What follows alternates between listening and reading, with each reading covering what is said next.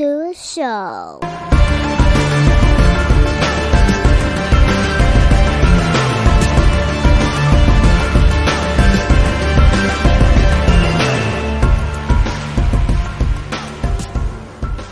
What's up, everybody? Welcome back to another episode of Off Man's Podcast.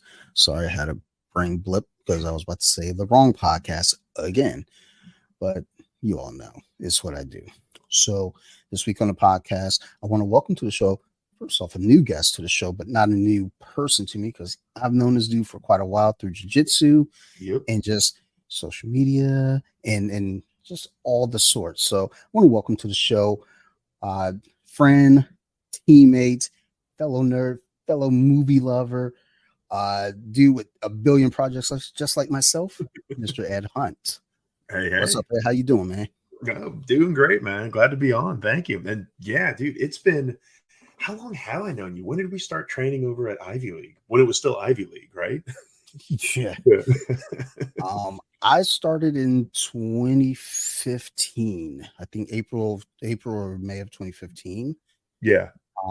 And I know, around those times, I think, because I know when I came in, it was me and a couple other guys, and they kind of petered out. But it was like, oh, like Dante's the football player, the athlete, and then like several months later, you came in. And I looked at you, I was like, this motherfucker's the football player. Like, look at this dude. And then they were like, yeah, he did play football. I was like, fuck. This dude's going to dump me on my head for sure. So, at least 2015. Yeah, no, makes sense. Yeah, because I was training, because I went to school in New Jersey. So I was training for like an extra, like that last semester of school. But yeah, I would have started at Ivy League like 2016, like early 2016, I think is when I would have started going there a little bit more. Okay. And yeah, then was there for like 2 years, I think. Or maybe at least a year and a half. Yeah. I mean, I know you were there long enough to be like one of those, those staples that you're there at every practice. And it could have been just that. You're just there every practice. So it might have been like 6 months. It was like, oh, Ed's been here for like 4 years. You haven't been here for 4 years. Yeah. I mean, that was good. Oh, yeah, because that really was too. Like, because I'd been training like a little bit, but a couple months. But yeah, Ivy League, that's where I really kind of like cut my teeth a little bit more and like did the competitions with Danny and everyone. That was a good time. I loved Ivy League. That was a lot of fun. Yeah. We've been talking about Ivy League a bit lately. Mark and myself, we just sit around and talk about like, damn, dude, there was like a vibe there. Yeah. So I don't know. I mean, in where we're at 88, it's a different vibe. It's still solid, but Ivy League was just kind of this really small, like tight knit group, and you can go there anytime. There's someone there, and it was just a thing that I don't know. I miss it, but at the same time, I do like where things are now, in a sense of kind of branching out a little bit. Like with you, you're still training now? Yeah. So still training now. So since Ivy League, because then I moved into DC to teach for a little bit. So I was at this one spot, Urban Boxing, where I had Isaac July was my coach. He gave me my blue belts. I think that was like 2019. Yeah, 2019. And then I did the normal blue belt thing, who also had a new girlfriend at the time. So started training less and less. I was there like, once, twice a week. And then COVID happened. Then with COVID, obviously everything shut down. So I didn't train like at all from like January 2020. Because right before I was getting my master's in teaching, getting my real estate license, whole bunch of stuff. So I was like, let me pause on BJJ. I'll be back in May 2020. Well, funny thing happened in 2020. And then so then I stopped training, and then I really started training back up like October 2022, like September, October 2022 at Beta Academy here in DC, right off of 14th in Florida. Because my old coach, Isaac, he's over at Pentagon MMA, still see him, still go out and train, but it was a difference between like a 40-minute drive or a 5-minute walk. And so I was like, sorry, coach, like it's a 5-minute walk. And Beta there's a lot of really good gyms in DC, but Beta's been great. It's phenomenal. It's a really big gym. There's a lot of good training. It runs very deep. Like, I'm an ultra heavyweight, and the fact that I can go in and there's multiple like brown and black belts who are ultra heavyweight that can just toss me around a little bit. It's pretty cool. It's always the thing is thinking about, jiu-jitsu in the past couple of years, especially COVID, and how did that affect us? How did it affect who? And were people able to pick back up and get back to it? So glad you got back to the mats, and just also not just with jiu-jitsu alone, but like you say, masters in teaching, real estate license. So you had a lot going on and still managed to get jiu-jitsu back into the groove. So that's awesome, man. Thank you. Yeah, dude, it was one of those things where, like, especially with jiu-jitsu, it felt just so right, kind of coming back to it and getting into it. And like, it was nuts of like, because obviously not really training for like 2 years. I worked out, I got a little fat. I've lost some of it, but it's cool. But it was like, if I was like made of rubber before, I was like made of stone going into jiu-jitsu. I was like, why can't I move? I remember I'm supposed to like swivel my hips over and I can't. And now I'm like, oh, that's right. I kind of have it back a little bit. But yeah, so it's been great. Yeah, a lot of like, yeah, plan on doing it forever. So we'll see. Yeah, that's what I was just talking to a buddy about that. Talk about, yeah, man, I want to do jiu-jitsu until like I'm like old and gray, and like I might not be able to walk, but I can get on the mat. So yeah, just sit down and you're ready. yeah, it's like when people are like, oh, like, are you gonna start standing? Look, man, I'm using a cane. I'm not standing nothing. I'm sitting right down. Just like come down here into my guard. Exactly. Come on, it'll be fine. Just shh. Now, go to sleep. Yeah, go to sleep. That's nice. Yeah. So, like as I mentioned earlier, you got a lot of projects going on. One of the other ones that I'm extremely fascinated by, and it took me a minute to catch on, was your podcast, Two Meddling Kids. Yes. I would see the post, and it just, I don't know what it was. Is I heard one of the clips, like a sound clip. I heard your voice, and I was like, oh yeah, okay, I know this. All right, yeah, now I know who this is. Like, why did it take me so long to connect the dots? So can you share with us a little bit about that, like how it came about and what's the podcast about? Yeah, absolutely. Yeah. So the Meddling Kids, or Two Meddling Kids, and our podcast is Ramblings from Two Meddling Kids. Basically, me and one of my best friends here in DC, Mike Cunningham. He was one of my groomsmen. We love movies, Mike especially. Like, I've always enjoyed movies a lot. I've watched a lot of movies, but Mike especially, every Thursday he would go see a new movie, like constantly, like clockwork. That was, his self-care. That's what he wanted to do. And I didn't go to all of them, but me and him would join on some of them. And I remember seeing like The Northman and like other things. And normally what we do is we go watch a movie. Then we, as long as I was allowed to go back out later without being too late, is we'd like hop to a bar, grab a beer or something. And then we just kind of talk about the movie. And it was really around that we're like, oh, well, this is fun. And then obviously me and him are great friends, so we can kind of riff off one another and we can, build up pretty well. So we're like, let's make this a podcast, because he liked movies. I love movies. I really like storytelling. And I've been like also really interested in like a lot of creative things.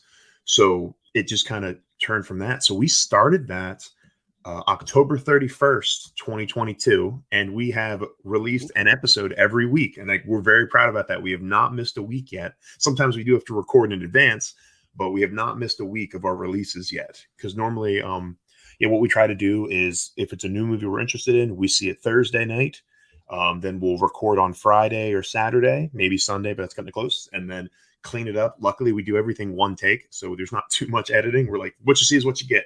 Take it. And then we drop on Monday. Nice. Yeah. I think that's one of the most important things about the podcast. There are lots of important things about a podcast, but one thing I think is extremely important is staying consistent and not missing a week. Nerd Rage Radio, which is a podcast I shout out at the end of every episode here, and I'm a part of over there from time to time. They've been going how old is my kid? My kid is 7, so he's probably going about 9 years now, 8 or 9 years. Good for Um, them. hasn't missed a week. Yeah. Never miss a week. Even if like we have a group chat, he'll Bobby who runs the show, he'll jump in the chat like, "Yo, is anyone available on this date?" And there's enough of us in the chat now where someone's available at all times. And that was my motto when I started off the Mets. It was like, I Mhm. cannot miss a week. It does not matter what happened. I will not miss a week. Like there was one episode I recorded with my daughter. There you go. When she turned 6. It was perfect timing. It was her birthday. It was like, "This is your birthday gift from me to you.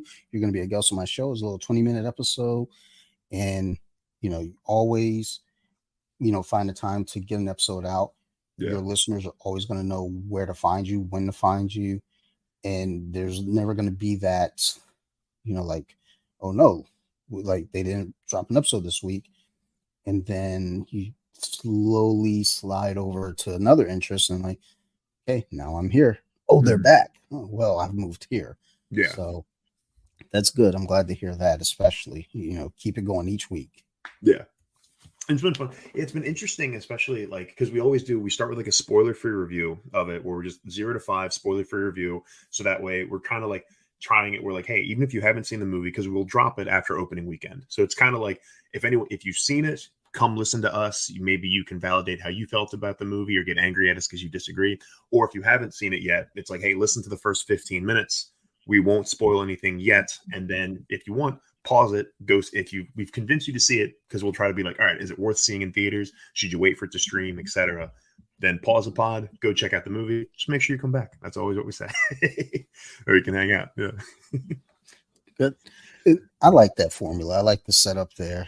Like now you got me kind of think, oh God, the last thing I need is another podcast. But now it's like, oh my God, like, do this with music now. Do this with album releases. Mm-hmm. So I think that's the only thing I'm missing now is a music podcast, probably. There you go. Yeah.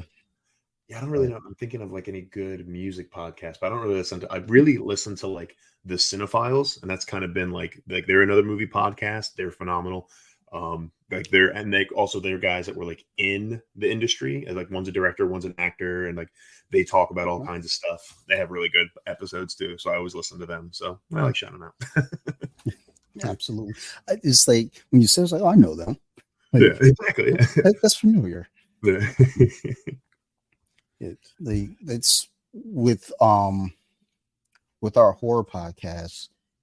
Initially, we started off just kind of, let's just talk about scary movies. Then it started to turn into, hey, there's a movie coming out. Let's record.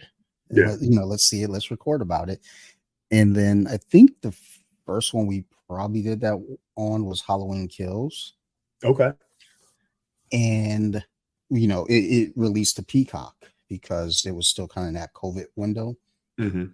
And that podcast started because I, had a friend on in October, because what I would do in October for Off the Mats is I would do all the episodes for the week or for the month as a horror movie episode.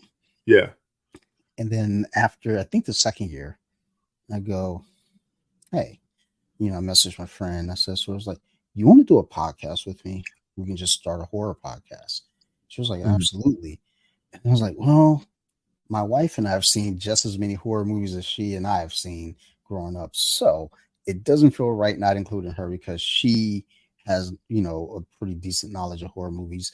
And then my buddy Phil, he's like, I'm not really a horror fan, Like, yeah, but you're good for conversation. You have lots of questions. So it's always good to have that person there.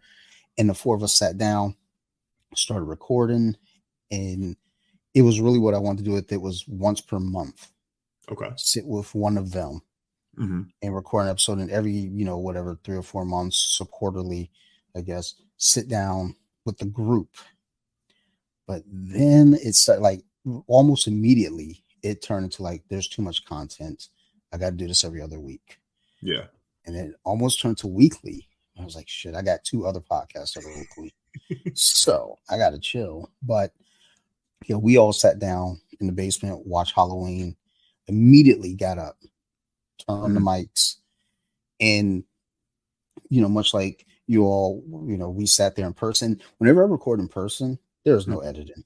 Yeah, It's like, this is what I will edit like on the fly. Like if you say something, you're like, oh, I don't want that in there. We can clean it fair. up right there on the spot.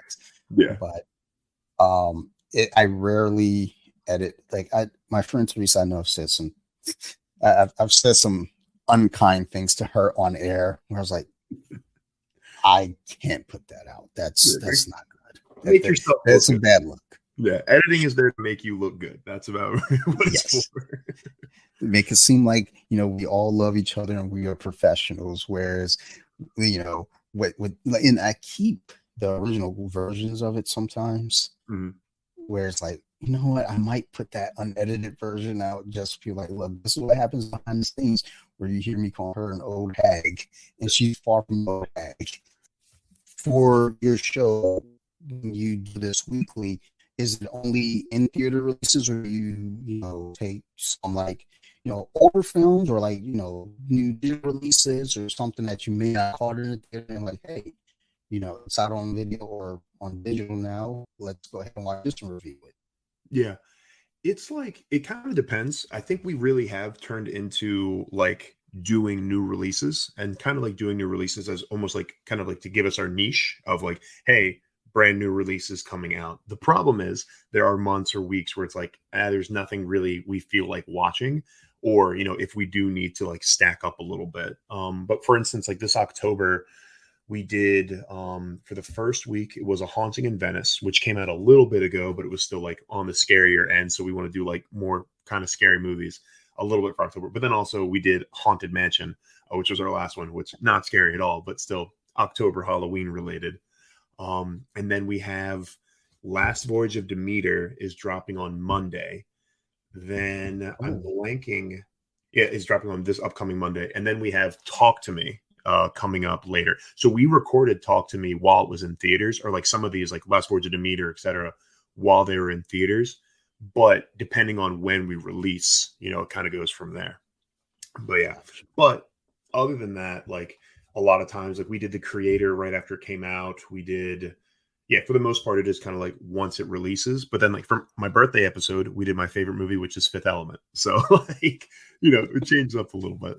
Was like just because I have a confession. I am fascinated by horror. I've always loved like reading horror, but I was a huge scaredy cat growing up. I did not watch a lot of horror movies, so I didn't really start watching horror movies even until like a couple years ago. Like I watched like a couple here and there, but like I've watched more horror movies in the past year than I have like in my entire life. So like what is like from a new release perspective, 2022, 2023, what's like some of your favorite horrors that have come out so far?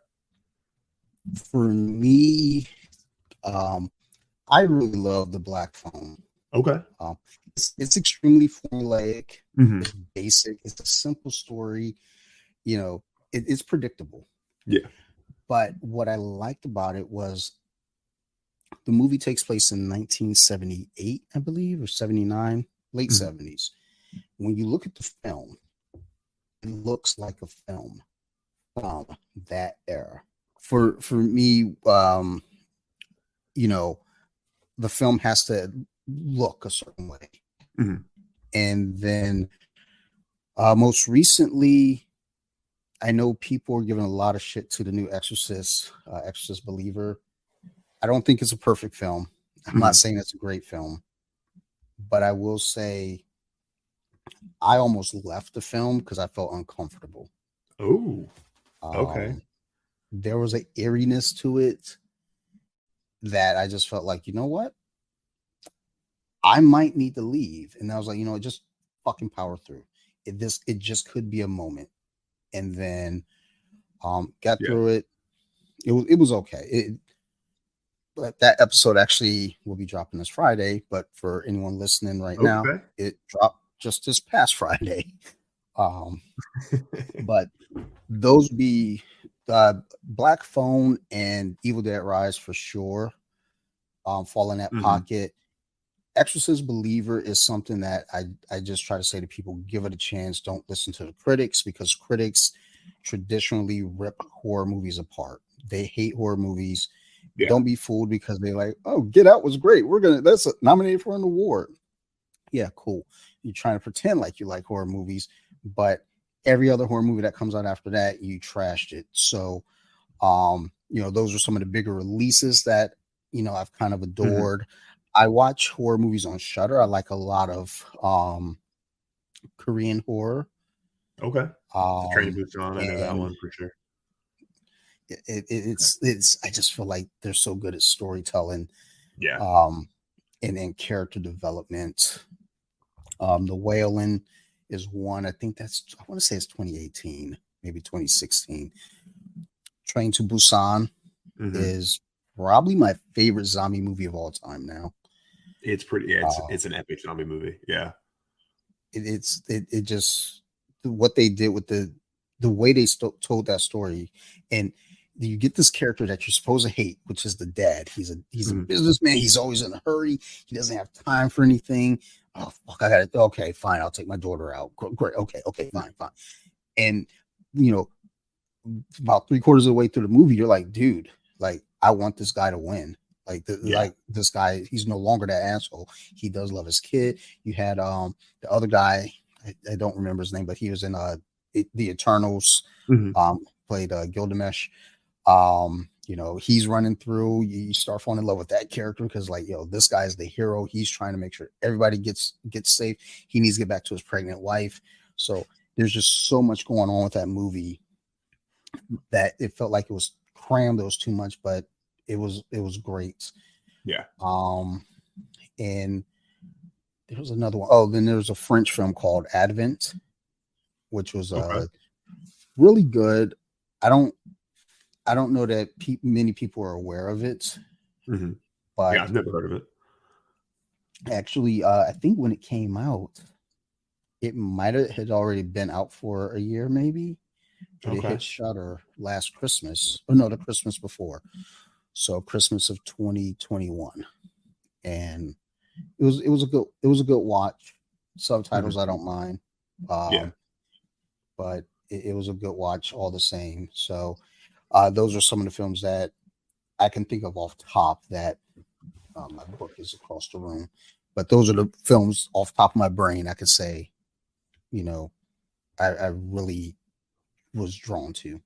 Fair. Wait, so did like because it's funny, like my buddy Mike, even less horror than me, like he can't stand horror, like he doesn't want to watch them. So like when we've done some of our horror episodes, we've actually brought in another friend of ours, Shay, because she loves horror and she's involved in some stuff. So we're like, cool, hey Shay, come on, let's talk. So like for instance, we did the Talk to Me episode coming out. Mike never saw it, but Shay and I watched it and talked about it. But I noticed it wasn't on your list. But what did you think of Yes, Talk to Me? actually, that is another one. Yes, Okay. that's Yeah. an absolute must watch. Hmm. I loved it. Yeah. Uh, I Absolutely. felt like there was a part kind of in the third act where it felt like they were rushing along, Hmm. kind of get the because it's a shorter film. Yeah. So I feel like that when she goes to the hospital to visit her friend's brother, I felt Hmm. like that part felt a little rushed, and then the conclusion. Yeah. But the conclusion, the payoff for it was still Oh, like it was like holy shit. yeah. It wasn't completely predictable, but I felt like okay, I think I know what's coming here, Mhm. but let's see because it doesn't feel like it's coming, but I think this might be it. But that comes from just watching these Yeah, films all the time. absolutely. Well, and like that was I totally agree with that ending, man. Like just the ending of is just so good because like like not spoiling anything that people haven't seen it, but just like you kind of see what's happening and you're like, "Oh, I think I see what's happening." And like everything just starts shutting down and all the lights are going Mhm. off and you see that little light in the distance. And I'm like just talking about it gives me chills. Like right now I'm just like, "Oh, that Yeah, was so I like got the chills right now. yeah. Right there. Also, like there was and why I brought it up is because it was four when Mike and I were talking about doing the pod, but we didn't do this episode, but I probably would want to revisit because I liked a lot Barbarian in 2022. Like I like Barbarian a lot. I go back and forth with that one, Okay. and I think the thing is about Barbarian is that I try to go into films with no expectation. I try to go in with no hopes of anything of the film. Hmm. But there's so much hype built around the film because of the trailer I'm like, Yeah. oh my God, this trailer gives you nothing, but that trailer's so intense. Hmm. And I watched the film and it was like, okay, I've got a lot of questions. First off, being from Detroit, like, there's some questions that need to be answered, by the writers here. So the first time I watched it, I was not crazy about it. It felt flat to me. Okay. Now the second time I watched it, I adored it. I loved it. I was like, okay. And I think part of it was because going in the second time, I knew the parts to look for Hmm. that made it charming. Then the third time I watched it, I was mad again. I was like, man, fuck this movie. And then I watched it again, and it was like, oh, no, I'm just kidding. I love this movie. Yeah. So that's one that I have a hate love relationship with. I hate Okay. loving it. Yeah. Um, but it's a movie that I want to say I told people to see it because I think people will enjoy it. But I do say that for me, it's kind of a up. It depends on my mood, Yeah. but like I said, that second time watching it because I had an ideal now Hmm. of what to look for versus the first time, you know, you think you're getting one movie and then it's like, whoa, wait a minute, what the fuck is this? But Where did one Justin thing Long that just come from? yeah, and you know what's funny is I actually love the way they did that transition Yeah. because you go from like this grim, horrible, like, oh my God, like, wait a minute, they just snatched up Bill Skarsgård. Like, Yeah. what the fuck? And then now it's like Sunny and you got Justin Long singing Ricky Ticky, which Right. I went and downloaded that song. So I gotta find that song now. Um and it was just like, okay, a whole different story. I think what the third time I watched it and I was frustrated again is like you've established that he is not a good character. Hmm. He's a bad guy. Yeah. He's not. It's just He's like a scumbag. He's a scumbag. yes. And he says things that I'm like, oh, I don't know if you really needed him to even say these things to establish he's Mhm. a scumbag because we already know that he is. And I feel like that was just a little aggressive there. But I get, when it comes to making films, there's a thing, with the art, so Mhm. certain characters have to say certain things, but it's just like, I feel like he kind of probably could have left out the slur, when he was Fair. talking to his buddy. But I mean, it still kind of doubles down on the fact that this dude is a piece of shit. Yeah. Like, Total he's piece of not a shit. good dude. Like you And want then, him to. yeah, yeah, Yeah. it's like, and even when he's telling the story to his buddy, it's like, oh my God, like you Yeah. just get worse and worse. Like, and then at the end, it's like, okay, maybe he's about to redeem himself. No, No. No. No. No. No. No. you know, as we even talk about it now, it's like now I'm starting to like it again because of like what they did with Justin Long. Mhm. They take you along this journey with this guy, thinking he's gonna get a redemption story. No. No, He does not. he doesn't. He's trash. Yeah. Well, He's that's trash. it's funny. I remember with that we with I've seen it online. I can't remember, but talk about how like Justin Long is technically a scream queen. Mhm. Because of like he's in all the horror movies, like Jeepers Creepers and like everything else he's been in. Justin Long is like officially like I think he must love horror movies because he's in them a lot still, and even like he was in Goosebumps too, like the latest Yep. show that popped out there. Uh, Yeah. He pops up in like horror movies that you think like, oh, this guy's an established star now. He mhm. he can go do whatever he wants. And he ends up in a horror movie and it's like, okay, I guess this is what we're doing. Fair. That's Yeah, fine. Which I'm here for it. yeah, I've always liked him as an actor. I've liked, I mean, anything that I see the dude in, I'm like, you know what? Justin Long was in it. Can't be that bad. yeah. And I remember, yeah, like even like growing up watching like what Accepted, Waiting, all of those with Justin Long, Mhm. and it were great movies. I that's what I grew up with. Comedy Central playing those. Yep. Yeah. I actually just watched Accepted about a month ago. It was just usually before bed I'll put on a scary movie just to kind of go to sleep because Yeah. childhood trauma. That's how Fair, we fair. rock. I read scary books. I get it. Yeah, 100%. Yeah. See that's where I draw the line. I can't read a scary book before bed. I think that's too intense for me. No, because it was funny, like, literally for me, and also why I asked about Barbarian. Barbarian was the first time I'd ever seen a scary movie in a theater by myself. Because I remember it was like, and so since that for the pod, I've had to do it. But then, like, I remember it was like Felicia, my wife, she was out of town or something, and I was like, it's a Saturday. I'm like, I don't feel like hitting up anybody. I'm gonna watch a movie, and I saw Barbarian. But so, like, growing up back at, like, I couldn't even watch horror trailers. Like, I was even in like young middle school, like fifth grade, sixth grade, I'd still cover my eyes if like a horror movie came on the screen. I could not stand it. But what I could do is I could read Stephen King, and I don't know what it was, and I could just read Stephen King and just can't keep going, delving deeper into it. So, like, horror books I'd always be fine with, but horror movies was just not a fan. Even in like my 20s, I was like, eh. But like, I would say, like, original Texas Chainsaw Massacre, original Evil Dead, those were ones I saw in high school, college, and I was like, I like those because like classics of sorts. But then, like, as a whole, it was like even new horror movies. I'm like, nah, I don't really know. Don't really go see them as much. Hell, I still probably don't see them as much as, like, say, you. Like, I haven't seen the new Exorcist movie yet, though I think I might. But yeah. It's funny because for me, I've always watched horror movies. Mm-hmm. It's just been my mom would always have horror movies on, and even as a little kid, yes, I knew they were scary. I knew they weren't for me. Um, I mean, I just told this story on the last So You Like Horror episode where my grandparents, I went down to visit them in Delaware, Mm-hmm. and it's Friday. We go to the local video store, and they let me pick a movie. Oh, my stars. Let, let the 7-year-old pick a movie. That's fucking great. Awesome. Because, I could go with All Dogs Go to Heaven. It seems Classic. like the right move. Yeah. It's the best move. I just watched it over the weekend.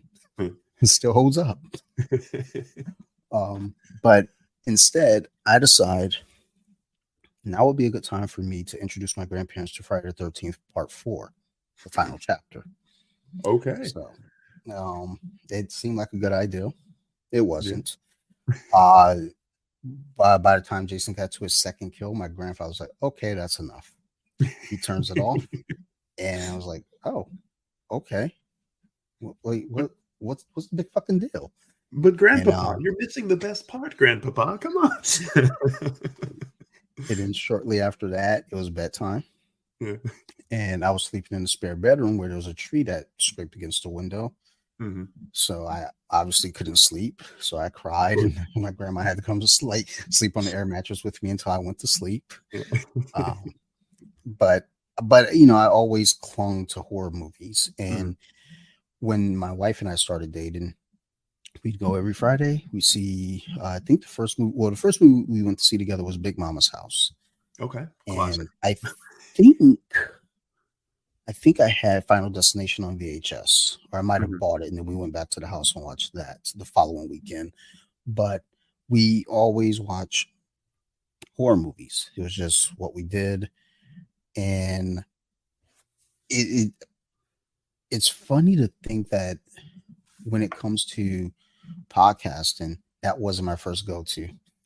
My go-to was like, let's do an MMA jiu-jitsu podcast, and then let's do a beer review Yeah. podcast. And I was like, oh yeah, wait a minute, I like scary movies too. We should maybe do that too. Like, really? Like, yeah, because that's all I fucking watch is scary movies. Right now in the background, I got the 2011 Fright Night on. After this, I'm going to put on Hereditary. There you So go. I have a quota to meet for the month, so I got to do my Tony Collette movie tonight for the 31 movies in 31 days. Got you. Yeah, For yeah. October. Yeah, I remember seeing some of that. Yeah, like, no, yeah, like, I enjoy horror movies, I enjoy horror books, but 31 and 31 days, that might be even a little much for my poor delicate heart. The thing about even doing that though too is like, well, that's like my first thought was like, well, what's the big fucking deal about that? I mean, I do that shit all the time. But I was Mhm. like, well, wait a minute. There's a criteria. Let's look at this list and let's watch the movies. Well, not even the movies, but kind of like the themes. So they'll Yeah, say, obviously Friday the 13th, watch a Jason Voorhees movie. Um, tonight, the 18th, 18th. Yeah, today's the 18th. 18th, yeah. Um, Tony Collette. So pick a Tony Collette movie, which Could be anything from or not Signs, but The Sixth Sense, Mhm. Fright Night, Hereditary. There's another horror one in there that it's kind of older, an older one for. I think tomorrow is Killer Machine, so I'm going to do Maximum Overdrive. I've been fucking waiting and waiting and waiting to do this one. Mhm. So I started watching it the other day, and I was like, "Whoa, whoa, whoa! Wait a minute! Gotta It's not save. the 19th. Like, you're like, slow your roll." So it's fun to do it based off of a little schedule, but once November hits, it's just going to be business as usual. Whatever I put on will be what I put on. But I try to watch the Marvel films, like the MCU films in Mhm. November, just to kind of just change it up. And then December, I'm not really a big Christmas person, but I try to find movies I could justify as a Christmas movie, like Krampus. That's a Okay, Christmas there you movie, so we're gonna watch that. We're gonna watch all the Christmas horror movies anyway. So go. Watch the Christmas carols. I mean, I love Christmas Carol. For the past couple, and it's really not horror, but back then, it was as scary as it got back then. I mean, technically, it is a horror. Yeah, Technically, you I get mean, ghost haunted. like by today's standards, because we're desensitized, it doesn't feel like it's a horror.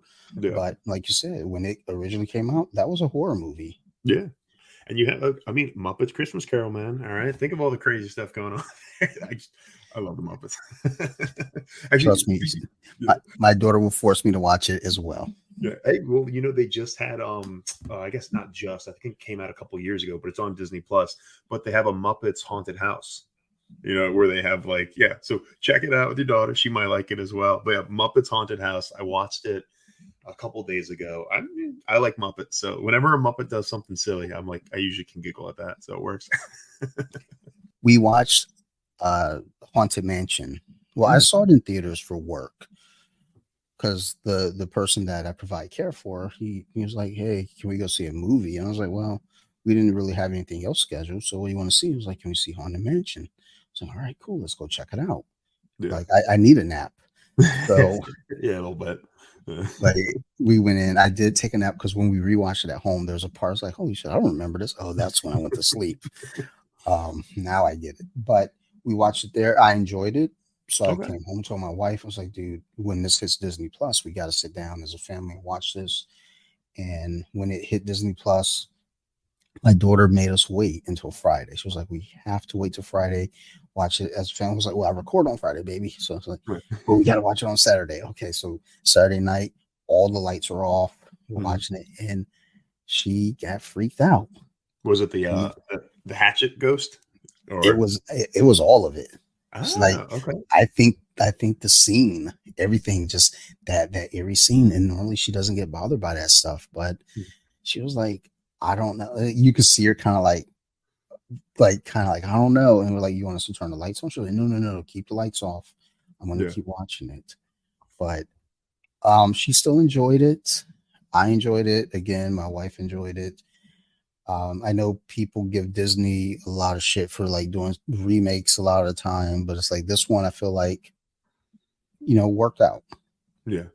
I thought it was all right. It was like I gave it for the pod because that was this last week's episode. I gave it a 2 out of 5. Though I have like we kind of have weird rankings because for example, I'm never going to give anything a 5 because a 5 out of 5 is like it's biased. So like what the movies I give 5s to are like A Fifth Element, The Mummy, A Knight's Tale, the stuff I grew up with as a kid that I've watched like literally hundreds of times, and I just love those movies. So it's hard to compare. 4.5 is like my really good movie of like this is an amazing movie. So that's like the Prestige, which honestly might almost be a 5, but like phenomenal movies, Yeah. Godfather, etc. 4's really good movies still. Like so, even though like that's why I worry sometimes with our rankings because I'll give something a 2, and like our 2.5, I think is even a better example of a 2.5 is like it's a movie. It's not it's not a Yeah. terrible movie. It's a movie. There's it's not a good movie because 3.5, 4. That's when you get to like better movies.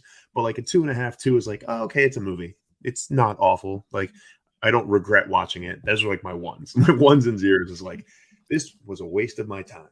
Unless it's like a good 0. Because then there's like Thanksgiving, which that's what you should watch. Have you ever seen Thanksgiving? Yes, I have. Okay, good. That is an amazing bad movie.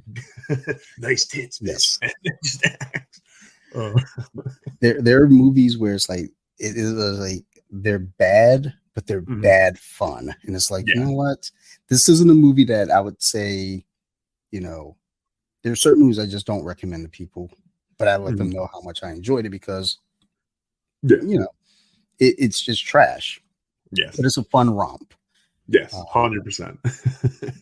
That was like, our Thanksgiving special episode because, yeah, we was, like, growing up, me and some friends, we'd get together and, yeah, like, every Thanksgiving break from college, we'd get together and we'd watch Thanksgiving, and that was for a few years running, and, yeah, man, it's such a trashy but, like, funny, stupid movie. it is, you need those though. You Yeah. need to have those movies where, and sometimes I feel like I need to dial myself back a little bit. I feel like I'm getting to that pretentious mode where it's like I only watch A24 films now. Like Mm, I only watch the art house films. It's like, no, I don't. yeah. Like far from it. It's like because you'll catch me in a mode where it's like someone will say, "Hey, have you seen Terrifier?" Mhm. And it's like, I'm going to be honest, I don't have interest in Terrifier, but someone wants to do an episode on it, and I'm not looking forward to it. I don't even know what But Terrifier is. Imma look it it's up. it is. mm, I don't even know how to describe it, Oh, but it's with the Art weird the clown Clown. looking dude. Okay. Yeah, Yes, yeah, yeah. Art the Clown, and Mhm. it's just gore for the sake of gore. It Got you. is like I don't find enjoyment in that kind of stuff. It's like to say like, "Hey, I enjoy Friday the 13th," but and even though the story again is very simplistic, it's stupid. Oh, a killer chasing campers. Mhm. Yeah, I get it, but it's not like over the top exploding heads like Yeah. gore. Like, Mhm. wait a minute, there's not that much blood in the human body. Like, how is that even possible? Type, gore. Yeah. Um, but you know, people will say to me like, "Oh, have you seen that?" And I haven't seen. I've seen All Hallows Eve, which is where he debuted, Okay. and I wasn't crazy about that in itself. It wasn't bad. It just Mhm. wasn't. Um, it's not something I feel like is a annual watch for me Fair. in October. Like I watch Trick or Treat every Yep. October. Is Trick or Treat. I will. Trick I was That's literally about to ask that, trick or treat, because that is just they do it so well of, like, everything coming mhm. together. Yeah, trick or treat's really good. Yeah. Sometimes I watch it like in like April, just Okay. because it's like Yeah. I think I want to watch it. Yeah. But there's kind of the slippery slope of rating stuff that Mhm. I try to stay away from myself. Like um when we rate beers, Mhm. we don't rate beers because like professionals. Like there are people that they genuinely drink beer. They, hmm, I can taste the hops here, and I can taste barley there, and da da da. I was like, look, man, I'm gonna let you know right now. What's the percentage? Yeah, Oh, that's a exactly. 9%. Word. Nice. That's bonus points right there. Oh, and Yeah. it's delicious. Yeah. Like, oh, this like the way I look at things is like anything in the sixes, it's fine. It's perfectly fine. A six is Yeah. like it gets the job done. If it's a There seven, you go. I will buy it myself personally. If it's under six, I, you know, I'm angry that I drank it. Like, I'm Yeah. angry at my co-host. Why did you bring this here? Yeah. Like, I you need to know, drink I 3 don't more of like these till I stouts. get drunk. Yeah, it's like if he brings a stout, he already Mhm. knows. Oh, I look at it. I'm like, no. well, sir, stouts are delicious. I love stouts. Stouts are great. I'm sure they are delicious for all of you, not for me. Bring me a sour though. I love me a sour. What? Oh, dude. Those I love some sours, and I didn't like sours in the beginning. I was like, oh, Mm, gross. yeah. I don't know. Dude, well, so that actually, I don't know if they had it last year. I think they might have, or maybe they canceled or something. Savor is a really cool festival of beer in DC. Felicia and I went like 2 years, like in like earlier on, because I think we went to because 2018, 2019 we went, and then COVID happened, and then I think they tried to bring it back once, but they didn't necessarily have it. But really cool event called Savor, where like all kinds of breweries come from all over the place, and you can try everything, and you'll get like your little glass, and you can just go and sample literally every single beer. I can't remember how much a ticket costs, but you just like it's in DC, go for it. It's a good way to try a bunch. But they did have one year where everyone and their mother made sours, and that's literally my least favorite beer. Like I don't know what it is about sour. It's just like I don't know, man. It's just yeah, I can maybe drink like Oh, one, and then I'm like, I'm done. I can't really drink. And even then, I'm like, I'd rather just almost anything besides a sour. I guess I'm in that weird pocket. Well, my friend Winter and I, we went to brunch this weekend, Mhm. and like we both love sours. And again, it became something that grew on me. I the first time I had a sour, I was like, get this piss out of here. I'm not Yeah. drinking this. Kind of makes And me taste like then vomit. yeah, Like yeah, the bile and stomach acid when you puke. That's literally what it makes me think of sometimes. yeah. That was the first thought. And I was like, oh my God, this is horrible. Then Mhm. after Steve kept bringing them, I was like, okay. Then I grew a fondness towards them. Okay. Um, so now it's not necessarily my go-to. Um, but if he shows up with a sour, I already feel like all right, we're in a good place. Um, I when we went to our friend's party last year, I try to remember to grab beers that we reviewed on the show because I'm already familiar with it. So I Mhm. run into the liquor store and I see Victory. I see Victory. Okay. They got the variety pack. Mhm. Uh, um, Berry Monkey, Sour Monkey, Golden Monkey. It's like perfect. And all of them were 9.5%. So I knew it was about to be a good time. Yep. Yep. So showed up to the party, drank two, and I was where I needed to be the rest of the day. I didn't need any more. And I think it was kind of like what I do is like I'll have like two of those high percentage beers, Mhm. maintenance beers the rest of the way, like Miller Lite or Coors Light or something, just to kind of, I don't want to get drunk, but I Mhm. want to get through the anxiety of being at a party. So, you know, Fair. get loose. But Yeah. I just pulled up Savor and it looks like it's done. They say Savor calls it quits Oh after shit. 14 delicious years. Mhm. So that's unfortunate because I would Sad. really love to have gone to that. Yeah. Damn. Okay. Well, I hope something kind of replaces it. Yeah. No, I just like looked up that. Huh. Okay. So last year, I guess they called it quits. Damn. Yeah, because it was a lot of fun. It was, and like they had this other place, sometimes they'd have like oysters and stuff too, where they'd like shuck oysters and like you'd have to wait in line. And they would do it like at the building museum or like random museums and buildings in DC. So it was like, hey, you can like drink a little bit and still kind of like, wobble around the place. Because I'm Yeah. learning to have the two beers and then coast. But, back when I was like 25, that wasn't really my style. Trust me, it just became my style. I want to say the last 2 years Yeah. because you get me out anywhere. It's like, oh, booze. All right. Like Hmm. if I show up any place, my first drink is a Jack and Coke. It's yeah, just Buckle up. take my keys, take my phone actually. Probably yeah, just but as a matter of fact, put me in a corner. If I Yeah. start with a Jack and Coke, it's there's a good chance I don't fight anymore, so that's a good thing. There you go. Um, Nice. so Yeah. there was growth, but now Yeah. it's like I get to a party, and I do credit a lot of that with the Nerd Rage Radio crew because Okay. they have an annual party called Skull Fest or Skullstice. Because Cool. Bobby, uh, his is kind of named after himself, Bobby Skullface. So we do Skull Fest or Mhm. Skullstice, as his daughter named it, and we get together at his house, and it's just people from all over. We had two people from Ireland show up last year. That's Two cool. people from England show up. Several people from Texas and California all hunker down here in Maryland. And the thing about it is the vibe is just so chill. It's just a Yeah. bunch of grown ass men who collect action figures. Hell So yeah. it's unlikely there's going to be any static. We drink a little bit. We sit Mhm. in the podcast booth. We get our rotations in on there, and everybody has a good time. And I think since he started doing that, I want to say about 5 years ago, that's really kind of dialed me back and made me understand. Oh, you can have a good time without drinking all the alcohol. Like the first year Yeah. you were there, where you drank everything, and then they had to hide your keys from you.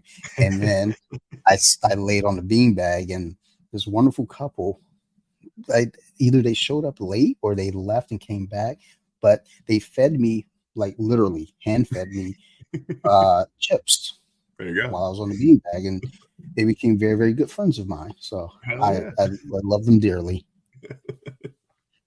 See, that's what, like this is good people. That's what good people will do. All right. You're just like, all right, num, come in. All right, come. No. All Yeah, right. yeah, and like I'm laying on the beanbag and they come in, everybody's kind of hunkering down. It's about maybe 1:30 a.m. at this point. Everybody's kind of hunkering down. They come in and I'm laying on the beanbag, not in bad shape, just kind of like laying there watching the room spin. Yeah. And they show up Everyone like, does. oh, hey, you Dante? Because that's the weird thing about Nerd Rage Radio is like when you do the podcast and everybody hears your voice, Hmm. but nobody knows what you look like. And especially me, I don't do a lot. I very rarely put images of myself out there. I'm Okay. just not that guy. Yeah. I don't feel comfortable. Um, so they show up like Dante. I was like, uh-huh. I was like, oh Mhm. my God. They introduce themselves, they come sit down, and it was like, it was like, oh, would you like some chips? I was like, yeah, sure. And then they started feeding me chips. I was like, holy shit, like this is weird, but cool. And then from that point, I understood, like, hey, stop being an asshole and drinking up all the alcohol. Drink a little bit of alcohol, and be the fun guy. And Mhm. that's where I am now. I drink two heavy percentage beers, and then drink maybe three other low percent beers, and then I finish off with some water. And then I'm like, okay, I think we're all in a good spot. We're all That here was for fun. fun.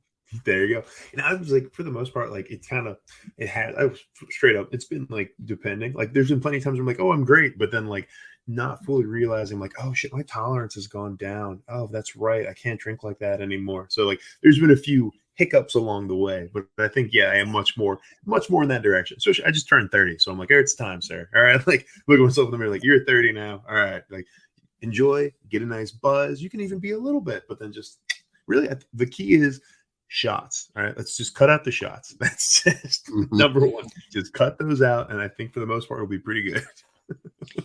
If I hear anybody says we're doing shots, I'm like, resist, resist. You don't need I this. think at the last Scolsis, I did not resist, but I was still in control Yeah, because the dude 100%. from Ireland, he brought a bottle, and he put, because the dude from Ireland actually, he's a purple belt in Oh, cool. jiu-jitsu. So I got a text Hmm. um like 4 days or 3 or 4 days prior to the event, like, hey Dante, Bobby wanted me to tell you, it was Bobby's wife. Yeah. Bobby wanted me to tell you that there's a guy from Ireland here who trains BJJ, and he's excited to meet you. So I replied back, word, I will Yeah. bring my gear. I get a text 10 minutes later. Bobby says, do not bring your gear. Do not do this. And then I get there, and there's this bald headed Irish dude wearing a kilt. Hmm. Um, and he comes over, like, and me, I went in just kind of assuming I didn't Yeah. know what this guy looked like. So I'm just looking like, okay, who might be Irish in here? Like, who do I not know? Okay. And Yeah. I walk over to this one guy, Alan? I was like, no, I'm not Alan. I was like, fuck, okay. All right. And finally I just gave up, and I walk out with my berry monkey in my hand, taking a sip, Mhm. and I hit Dante. Mhm. I was like, that guy has an accent. That I was must like, be oh, Alan. that could be it. And he and I shared a couple shots later on. And it, like, still in control though. It was like, okay. Yeah, 100%. Yeah. So I'll be at their home this weekend. So Nice. for the Halloween party, we'll see. Actually, this comes out after Halloween party, so I can say what I'm going to be versus all the other shows I've done comes out the day before. So Okay. I'm going to be Yeah. doing Teen Wolf. I'm going to be Scott Howard. Uh, so I got the full get up, and I'm going to get Teen Wolf drunk, and my family's staying home, so I'm probably just going to sleep there anyway. There you go. Easy peasy. Yeah. Yeah, Felicia and I were doing Geralt and Yen this year. So like I even have like a wig coming in. I have the medallion. So I'm like and so that'll be a blast. And yeah, we just got our another place here in DC. So like a row home, so a little bit bigger. So I think we're trying to have a Halloween party there. Just like, but literally, with the Halloween party is the 28th. We haven't moved there yet. So the plan is we have some people painting and doing stuff now. We're moving on Monday, and then we're gonna need to unpack and decorate for a Saturday party from a Monday. So clock is ticking, but we can do it. I believe in you. We like to literally, like with what you're talking about, like that's just kind of how we go. Like, and well, with we're talking drinking too, because I was just at Oktoberfest, like literally for my 30th. Like me and like 16 friends, and Felicia and I and 16 friends went to Oktoberfest for opening weekend in Munich, which was a blast. And like, oh, nice. Yeah, it was a really good time. And like for the most part, especially day one, was great. Because like you have these giant steins, and like I mean each is like a liter, and like you just kind of go. And fun fact, sorry for any of your German listeners, some Germans aren't the nicest at Oktoberfest because they're like you can only get a beer if you're sitting down at a table. And there are plenty of times where it's like, yo, sir, like there's like 3 spots available at your table. Hey, can we just sit down for a quick second to order a round of beers? And they were like, 9. Like 9. No, you cannot sit here. And I was like, all right, man, that's not friendly. But luckily, we have I'd like to say beautiful, because my wife, we had beautiful women with us, so they can sit down at the tables and order drinks. So I was like, oh, that's right. That's how this works. Of course.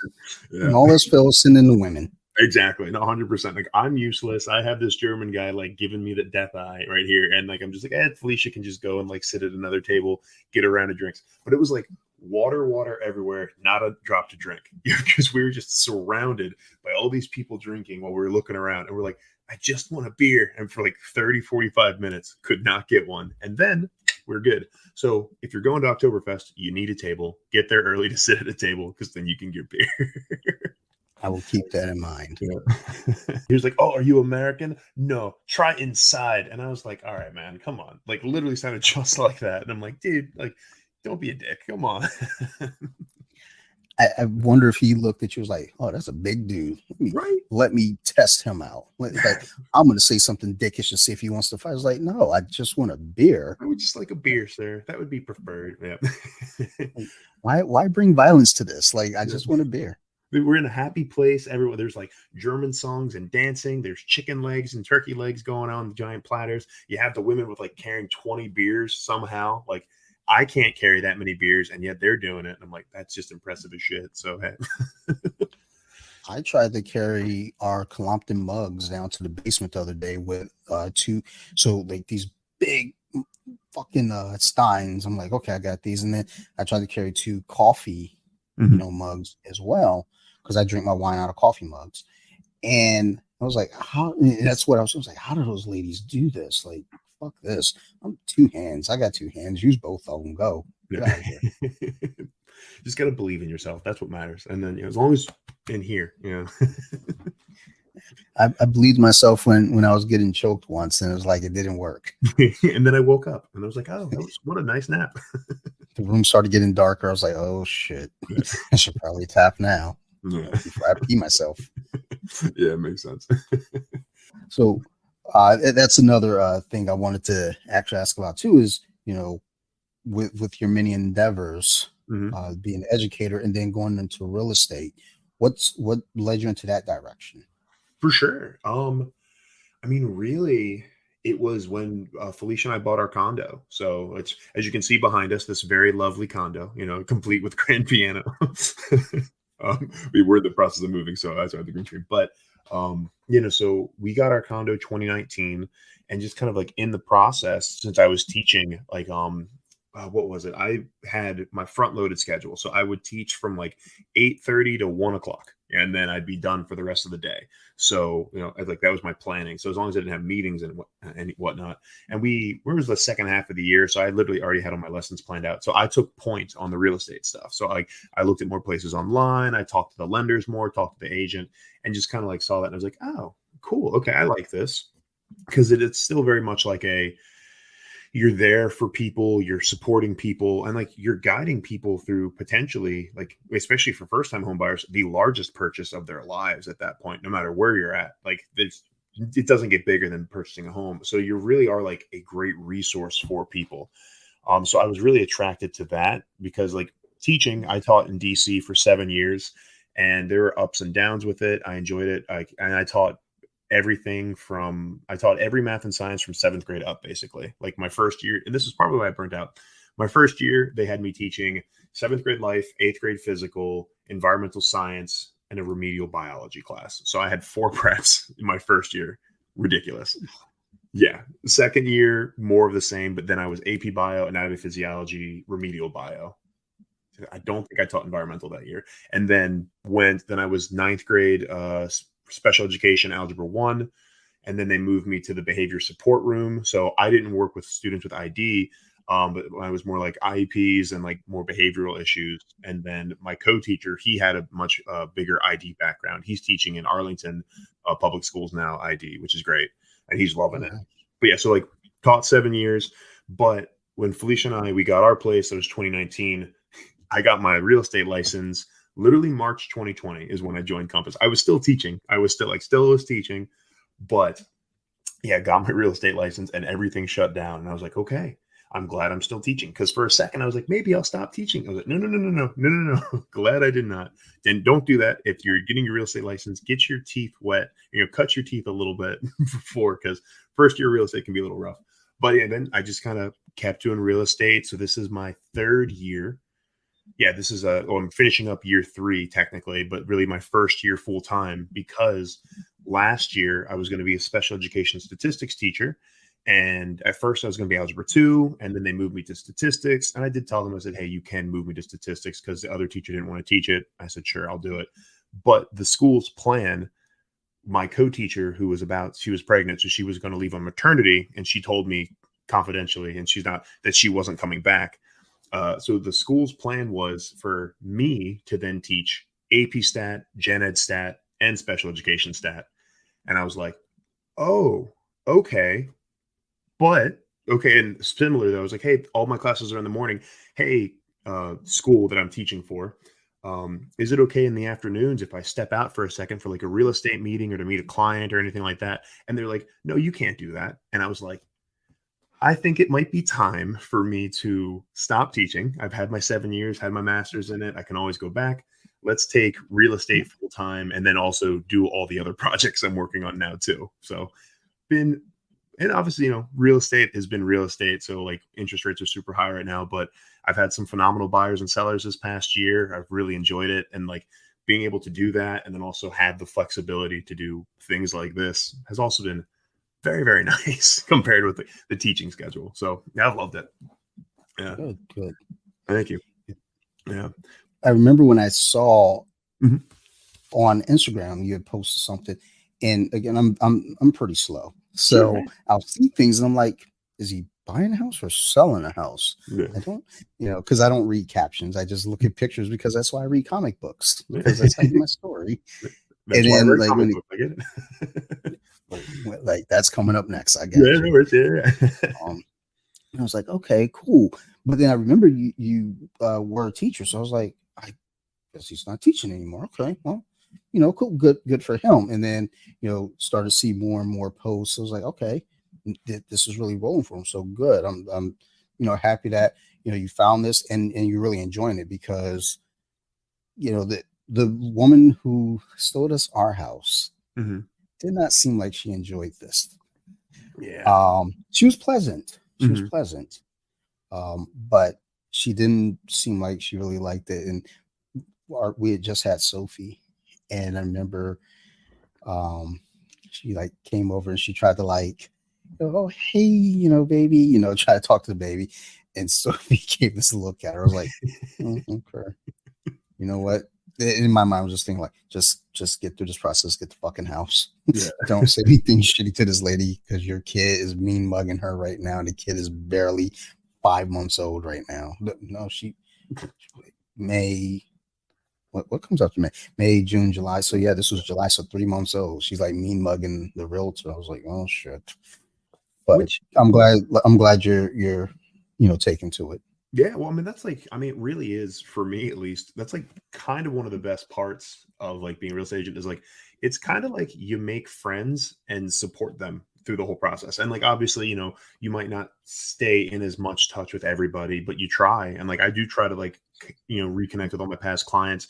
I've had like clients invite me to their wedding. I've had like, other parties and Halloween parties. I'm like, hell yeah, I'm going to come to that. Like, try to be there. And like the same of like people I've helped buy and sell as well. I'm like, hey, like, for the Halloween party coming on. I'm like, yes, please come. Like my birthday 2 years ago. So when I turned 29, I think I had like, 50, 60 people come through. And then like, I think 15 of them are past clients. I was just like, yes, come through. Would love to have you. And then, or just like support. And like, that is one of like the best for me. Like I have like another clients who are moving from out of state, but then and they're older, which is, totally fine. But then when the gentleman, he was like, hey, you seem like someone I can really trust with this. I was like, that's like one of the best things someone could tell you. Is like, I've only met you a couple times in person because they're out of state, but I've talked with them on the phone. I've met with them in person when they've been up here. And I've always been very much honest. Like, here's what I think. Here's the data to back it up. Here's what's going on. So for them to like say, hey, you're someone we can trust with this is phenomenal. And so that's like, you get those and you're like, oh man, this feels so good. Versus like, unfortunately with teaching, sometimes like you could have the best lesson prepped, you could have everything ready to go. And I was never not prepared for class, but like, and you just doesn't matter because someone could be having an off day or something had happened and you could be trying your 100% in teaching and you could get like a 60% return on your effort. Versus I think real estate, like if you're giving 100%, you can get like 120% almost, from it, of just like, because you're really putting yourself out there and trying. So that's been something I've been really attracted with it and liked it a lot. But yeah. Good. Thank Like just based off what I know of you, just like your personality, it fits. Like you said, when people say like, hey, I feel like I could trust with this. You do have kind of that about yourself where it's like I said, when I first saw you at the gym, it's like, holy shit, look at this big fucking guy. Like, I gotta fight him. Like, oh well, like versus like I approached you kind of like, okay, cool. Like the guy's approachable. Versus there have been other big guys at the gym who've come to us like, yeah. fuck that guy. No, Like, yeah. definitely judging the book by the covers. Yeah. Well, I mean, like that's life, man. Like there's so much like it's so much better in my mind just to be like chill and super reasonable. Don't get me wrong. Like obviously there's times and places for everything. Like when it's time to compete, you need to flip that switch a little bit. Hell, that's why coach, if you're listening, I'm sorry I couldn't flip that switch in college because I played college ball. I didn't play a lot. I rode bench pretty hard because I couldn't really flip that switch as much because it was like, I'm out there, I'm friendly, especially in practice. It was like, these are guys I know. Why do I need to hit guys I know as hard as I can? If it's in a game, cool. I don't know you. Yes, I can do this much better, but I definitely get that I'm the same way. Yeah. It's like, we're like, hey, we're teammates. What's with the aggression? But when it's go time, like, okay, I see that guy, get that guy with the ball. Oh, say less. Yeah. Like throw a block on that guy, knock him one direction, his helmet the other. Got you. I can do this. That's what I'm here for. But in practice, it's like I don't want to do that. Like, if I break my toys, we can't play with the toys anymore. Exactly. So now to the comic book. That's because I did read issue 1. What'd you think?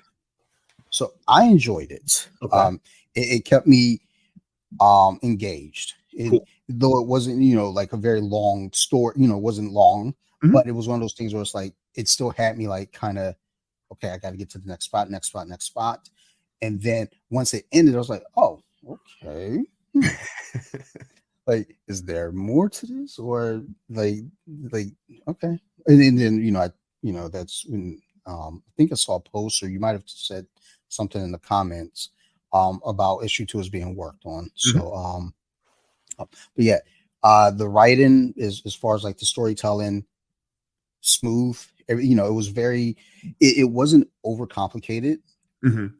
it wasn't one of those things where it was like, you're trying to build something that has like 8 different mysteries, right out the gate. You're just kind of getting us to know who the characters are. These are the players. Hmm. And then, I don't want to spoil anything, but these are the players here. Um, and this is the setting. Like, Yeah. hey, everything's good. I like this so far. The only one thing I will say Sure. um that threw me off was like one of the female characters. Hmm. I think it was the face was always like a smile. I was like, I'm pretty sure that's supposed to be a distressed look on her face because this like Yeah. reading, the word and was like, but it looks like she's smiling. So this could be taken many ways. Either she's a psychopath Yeah. or maybe she's just into this. But that was the only thing if I had to nitpick anything. It was like, okay, that I think it was like maybe it's the same character, I believe, but it was like 2 or 3 different Mhm. panels where she had kind of like her face that looked like she should have probably been in distress. Yeah.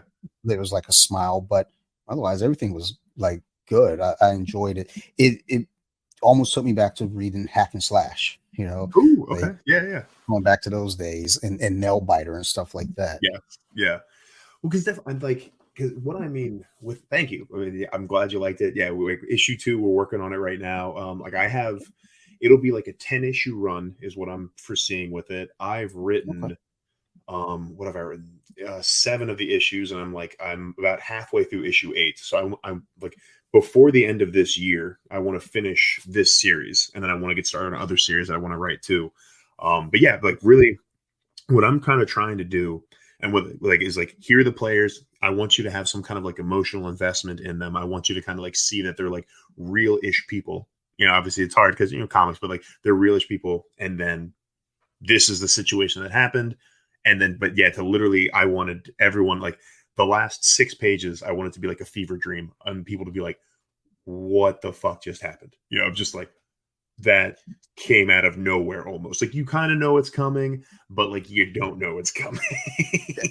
I honestly did not sense it coming. I thought it was going to be like maybe maybe a specific Mhm. character, but when I saw, it, I was like, oh wow, Yeah. okay, all right.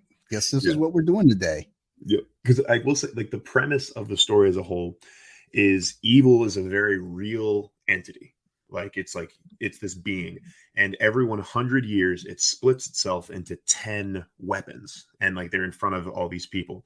And then those weapons then draw everyone into like the weapons need to be fed, and they get fed blood and death. And if you're not killing other people, then the weapon will kill you. And then it draws everyone into like this conflict, at least battle royale style. So it's kind of like Texas Chainsaw Massacre. I say Evil Dead a little bit because like evil's like a real entity, and like I just like Evil Dead. But it meets Highlander. Like that's kind of like how it came. I don't really remember what gave me the idea in the first place, besides maybe something like Highlander esque. But yeah, because it was like just like that battle royale style of like everyone's drawn into this. This is what's happening. But the fun part is every 100 years, the weapon shares the same base, but there's different forms of it. So you haven't seen any of that yet. Of like, I'm talking, there's going to be like a guy with like a chainsaw, like, like a staff with a chainsaw on either end. There's going to be a guy with like, that can shoot literally like a chainsaw from a bow. There's like a chain that has like a chain to like yank people back. There's going to have one dude who has like a giant chainsaw sword. But like, the premise is this is what's happened. And every 100 years, there's an alpha. And what that alpha does is it starts the cycle anew by spilling innocent blood. And then that person is now drawn into the conflict as well. And so, how I kind of set this up was like, here's a like very slasher esque, cabin wood style, very slasher esque. And then now we start kind of diverting in issue 2, 3, beyond to 10 of like what's going on. But with all of that, is like I want to build characters, and I want this to be like a semi-realistic world, because a lot I take from like Stephen King has a phenomenal book called On Writing, and it's a great book. It's so awesome. And really what he does, at least what he says he does in that, is like you take a real person, and you drop them in like a crazy situation, like a crazy scenario. And then you just see how it plays out. And that's kind of what I'm having. My main character name is Jax.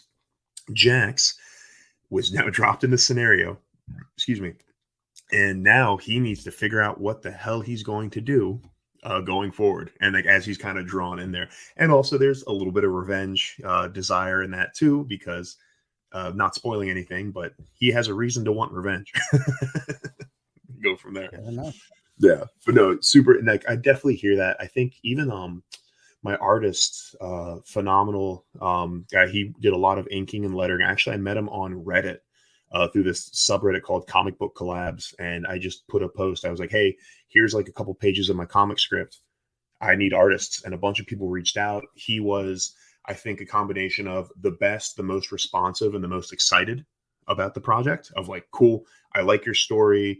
His art's solid, and like he was super responsive. So I'm like, yeah, man, let's do it. But even seeing his art for issue 2, I think his art's even better. And I mean, and like he's older, I think, because he had a career in comics. I think back, like he was an ink. I can't remember some of the series he did, but I think even like the 80s and 90s, he was drawing comics for like actually as a career. So like he's older than me, and like has some great experience, which has also been phenomenal for me because this is my first comic I've ever written, like to be published like this. So there's been times where he's pushed back and be like, hey, a little too wordy here, or hey, based on these panels, I think we should try this instead. And every suggestion he's made, I've been like, yes. Like it's been great. And I think like another quote, I think this might have been from Robert Kirkman, but it was just like the artist just makes the writer look better. And that's really what it is. Like I write it, and this is like, I'd be like, cool, panel 1, this is happening, this is what's going on. And then my artist, Dave, he just takes it and he's like, okay, cool. But then he's like, instead of this camera angle, I think we want this camera angle instead, to kind of like, have it from different ways to like, that'll look better. And I'm like, yep, that makes sense. Good call, Dave. Yeah. Yeah. The ideal of working on a comic, it's always fascinating to me. Bobby from Nerd Rage, I think I've probably mentioned Nerd Rage more on this episode than any episode ever before. I just want to meet Bobby and Nerd Rage now. That's what I've gotten from this. Is I'm like, dude, they sound awesome.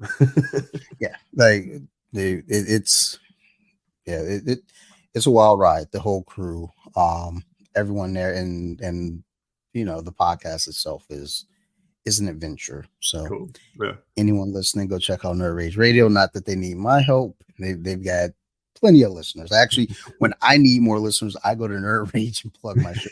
Hey, go listen to my podcast, please. I lost 3 listeners because I said some bad words.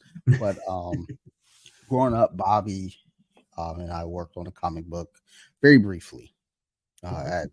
He drew. I would write. His friend Adam would also write and draw as well. And it was called Firestorm, which it was just kind of like the ideal, like just kind of getting things together, like building the world, building the characters. We obviously didn't go very far with it, but it was still the ideal of trying to do it. So, hearing, not just hearing, but actually seeing your work and, getting involved and just like reading, it's like, oh my God, like I wanted more. It was like once I got to the end, I was like, oh, okay. Looks like there's not a second issue yet. That's no big deal. I'll go ahead and let them know what I thought. And I enjoyed it. And like I don't want people to think like, oh, you're just saying that. Like, no, what? Like I like comic books. I read comic books. I just went to a fucking antique depot today, rifled through their old back issues. It was like, oh shit, they got some old issues of What If in here. Like, what if the X-Men Lost Inferno was the big one? I was like, oh shit, let me grab this. Come back and read it. So I read comic books. That's what I do for funsies. Yeah. And if I, if I didn't like it, I wouldn't like, dude, Ed, this fucking sucks. But I'm like, hey, I didn't understand this. Can you explain this better? Because I always feel like, constructive criticism versus just saying like outright, I don't like something. And there's nothing about your story that I didn't understand. It all hit just way I imagine you want to hit, where it's like it's got my attention. I'm invested in these characters right here that's in front of me, And now after what you just explained to me, it's like now I'm invested even further because like, well, I need to know fucking more. Like Yeah. you just told me that. Like I'm only getting issue 2 next. Like, dude, I need I need the next 9. Give me now, please. We got him. I think the plan is with all of it is yeah, he's drawn the first 6 pages of issue 2 already, and then he's working on that. So what I did for this one was we had most of it done, and then I did a Kickstarter campaign, and I have my unfortunately there's just been a delay with shipping because it's coming from China, so it just needs to go through Chinese customs. So I'm hoping to get, I ordered like 500 physical copies. I'm hoping to get them in the next like 3 weeks, give or take. I was really hoping I could get them before the end of October but that would have been awesome. But yeah, but so those are coming in 500 physical copies. I'm gonna, like, everyone on my Kickstarter that supported, that backed it, I'm gonna get them to them. And then yeah, my plan is to even go to some comic book stores, go to some like smaller level cons, have it, all while issue 2 is getting worked on right now. I'm going to wait until issue 2 is complete this time because, like, I think issue 1, we were a little over halfway done the art when I did the Kickstarter campaign, and then we finished it. But this time I'm like, nope, I want issue 2 complete. So that way, as soon as the campaign is done, I can immediately order physical copies and I can immediately put it online for my backers and then just start going. And like the plan is like 1, 2, 3 to kind of do almost every issue like that. I think is like, here, issue 1, issue 2, issue 3, issue 4, and then keep going. But also what I want to do is I want to get like this series done because I have like other ones that aren't necessarily as horror-esque, but still like I think will be fun comics. Because then I can even start just alternating of like I have a different artist working on this one. So every month is like it'll give like, it'll give one artist time to make the comic while the other artist is already done. So it's cool. Issue 1 of Evil as a Weapon, issue 1 of Undeath, issue 1 of Assassin Tales. So those are my titles I have, but I'm just kind of like coming through. There's a lot of stories I want to write. I need to sit down and write more, but it happens. Hey, I get it. Obviously, you're a big reader. Mm-hmm. So, just kind of hearing you explain, the details, just moving forward with some of the stories, like, oh, you can tell you have like a reader's mind where, there's a way of like kind of, you have this, this ideal, this image up here. Mm-hmm. It's like to now put it out there. So, that's fascinating because I used to write. I don't write anymore. And I never understood it. Actually, I just had one of my teammates on. She wrote a book, Holly Horror, Mm-hmm. which, as we were talking about writing styles, and she was explaining that kind of Stephen King's writing style. And it's like, yeah, I'm more of a just like kind of just throw all the shit there on the paper and just kind of edit through and like, okay, well, I guess we don't really need this part. We don't need this part. We need this either. Versus kind of being more organized and saying, all right, here's your base, here's your ideal. Here are your characters, and then what are your characters' motivations? Mm-hmm. This, and that. So, just hearing the organization and ideals coming from you, it's like I'm excited to see. Even the other titles now that you've mentioned, I'm like, well, gimme, like I'm here. But the ideal of people doing things, doing what they love, Mm-hmm. is always fascinating to me, and that I'm always in support of that. So you keep rocking and doing the things you like, and I'm in support. And let me know when things are coming out so I can go check it out myself, because I think there are those of us who look at something like this and say, man, like that's awesome. Like I wish I had that that ability to do that, and then to see someone doing is like, he has that ability. Let me go live vicariously through him. So good. Yeah. No, man. I will say, truly, I do subscribe to the belief. It's the teacher in me. Anyone can do anything they're interested in doing, but just obviously sometimes it might take a little more effort, or might take a little like different ways of doing it for sure. But it's been because it was actually like writing was something I was always interested in, but I was too much of a chicken to really pursue it when I was younger, and it really took like leaving teaching to actually, like, I didn't really start writing like this until I left teaching last year. Like I had my first comic that I ever wrote, like I kind of self-taught myself of like, I'd read like like Batman Killing Joke. Like I remember I read that and I had the script up on my computer. So I'd literally read my comic. I had the graphic novel. I'd read a page, look up at the script, read the page, look up at the script. And that's kind of how I kind of self-taught. And I wrote my first issue for the series called Undeath that I was talking about with a student of mine. Actually, like he kind of say wrote with, he drew a couple pictures of like character sketches. And I was like, I can write a story about those characters. And I just kind of like made this whole comic, like 24 pages, you kind of like based off the story I made. And I told him, his name was, I can't say his name. I can't say his name. He's a student. But yeah, I told him, I was like, hey, you know, if you're interested and you ever want to draw this, like by all means. Actually, he graduated high school now. That's how long I've been teaching. I've had kids that have graduated, or I was teaching. But I actually shot him an email and I was like, hey, are you still doing comics and still stuff? And he is doing some. And I was like, if and whenever, if you want to try and take a crack at the art for, you know, this from years ago, let me know. He has a couple years. And if he doesn't, well, then I'm going to find an artist because I think it's a cool story. But he still has a few more years. That's good. Super cool. I agree with you. Yeah, like anyone can do anything they put their mind to. I do think, you know, use myself as kind of that template. I do think there are times where it's like, I'll say to myself, like, you know what I want to do? Well, fuck this podcast. And it was just like, I think I can do this. I can do this. And I did it. Yeah. But then there are other projects I look at, I was like, and I always use the podcast as kind of the template. It's like, well, look, you did this. Why can't you do that? And it's like, okay, I'll go do that. I think there are times where, like, you know, again, we kind of get, you know, we just chicken shit sometimes. We're like, like, well, if I do this, you know, like George McFly, well, you know, what if I fail? What if people laugh at me? You know, kind of that feeling. But, you know, when we look at like ideals, just, you know, aspirations of doing things, is like, you know, sometimes all it takes is just getting the ball rolling. Yeah. You know? And then sticking with it. It's consistency, yeah. man. Yes. Man, it's like the biggest thing. Like if you get it started rolling and then like consistent and like just truly do it. And I'm like, okay. Yeah, because even like little steps, because don't get me wrong, like I beat myself up all the time because I'm just like, oh man, I could be doing more and more and more. But I'm like, at least I did something.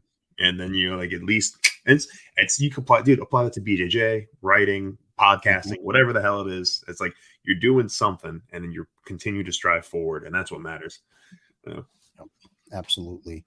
Kind of staring back to the podcasting realm here, since that's where we are. We're on the podcast. Makes sense. Yeah.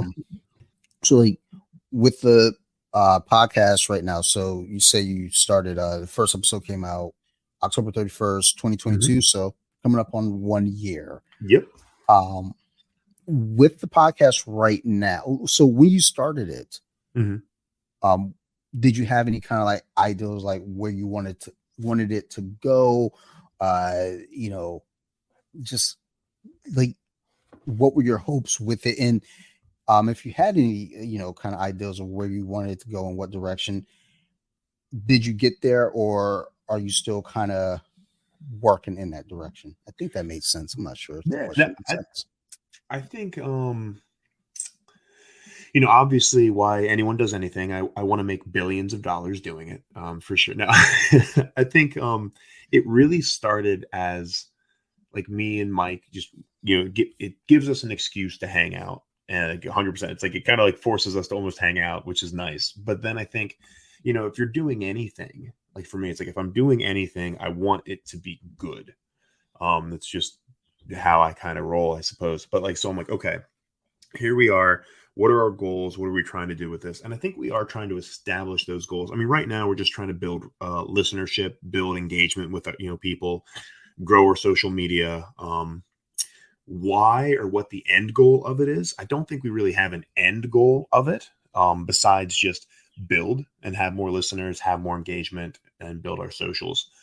Coming up on a year, have we done that? Not really. It depends on the episode. We have like, you know, sometimes we might get like, for us, like 50, 60 listeners. That's pretty solid, at least because we do it on YouTube as well. So there's been some videos where like, hey, 50, 60 views. Nice.